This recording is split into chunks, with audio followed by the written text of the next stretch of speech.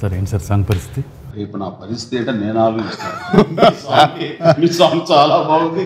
మణి ఏమో అక్కడ థియేటర్లో ఒక దుంపుడు కొట్టి వదలబడేశారు. రేపు పొద్దున మేము స్టేజ్ మీద సెట్స్లో ఎలాగా నా టెన్షన్ నాకు ఉంది సార్. సార్ నేను అంటే కాదు, మామూలుగా అయితే సోలో అవుతాను నేను. రేపు పొద్దున చరణ్ తోటి ఎట్లాగానే ఆలోచిస్తాను. ఎందుకంటే వీళ్ళు ఆగు అని మాట్లాడండి. ఎందుకంటే మొన్నే నాటు ప్రోమో చూశానండి. ఆ స్టెప్ అది అటు తారక్ గారు నువ్వు కానీ ఎర్రగొట్టాడు వీళ్ళతోటి. ఇప్పుడు మళ్ళీ సాంగ్ అంటే ఆ ఎక్స్పెక్టేషన్ లెవెల్కి నేను రీచ్ అవ్వాలంటే చరణ్ తోటి ఐ థింక్ ఎక్కడో నాకు తెలిసిస్తాను. శివ గారు, నేను వినిన తర్వాత నా ప్రాబ్లం ఏంటంటే, నేను ఎంత ఎర్రకొట్టుడు కొట్టినా ఎంత నాటుగా చేసినా ఈయన వచ్చి ఆయన గ్రేస్తోనూ ఎక్స్ప్రెషన్తో మమ్మల్ని పక్కన పెడతారని మా డౌట్.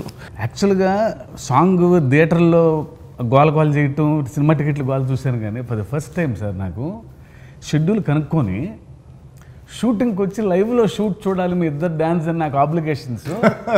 టికెట్లు కోసం ఎలా ఫోన్లు వస్తాయో అలా వచ్చినాయి. సురేఖ తను జనరల్ షూటింగ్స్ రారు. ఇప్పుడు షూటింగ్ చూడాలన్న ఆ ఉత్సాహం అది కూడా రాలేదు. ఫస్ట్ టైం తను మీ ఇద్దరు డాన్స్ చేస్తుంటే ఆ సెట్ మొత్తం రావాలని చూడాలంటుంది. వీటితోటి కుర్రలతో ఎలా డాన్స్ కంపీట్ చేసి రాణించాలనేది ఒక పక్క టెన్షన్, ఎదురుగా లైవ్ అందరూ చూస్తుంటే లైవ్ ఆడియన్స్. సార్ సినిమా తీసింది ఒక ఎత్తి, నిజంగా ఒక్క పాట ఒక ఎత్తి సార్. నేను వెళ్ళి శేఖర్ మాస్టర్ని ఇక్కడ పంపిస్తారు ఆయనతో నేను కూడా వచ్చేస్తాను సార్. సో మూడు చూసుకొని మీ దగ్గరికి వచ్చేస్తాను sir. Sir all the best. Opportunity మాకు కూడా కలిసి చేయటం అనేది మా ఇద్దరు దాంట్లో ఉండిపోతారు అలా. Thank you. ఏం చరణ్ అప్ప ఏంటి సాంగ్ డామినేట్ చేద్దాం చూస్తున్నావా సాంగ్లో? నేనా? లేదు డాడీ, నీ బాబు ఉంటా నేను.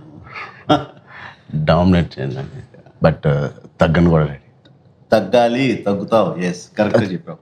తగ్గాలి కాదు డాడీ, తగ్గను అంటున్నాను. తగ్గను అన్నావా? అంటే మీ ట్రైనింగ్ నుంచి వచ్చినోండి, తగ్గితే బాగుంటుంది కదా. పెట్టావు, తగ్గితే బాగుంటుంది డాడీ, మీరే ఆలోచించండి. ఎందుకు ఇక్కడ ఎందుకు కబుర్లు? కెమెరా ముందు సెట్స్లో అక్కడ చూసుకుందాం అంతా.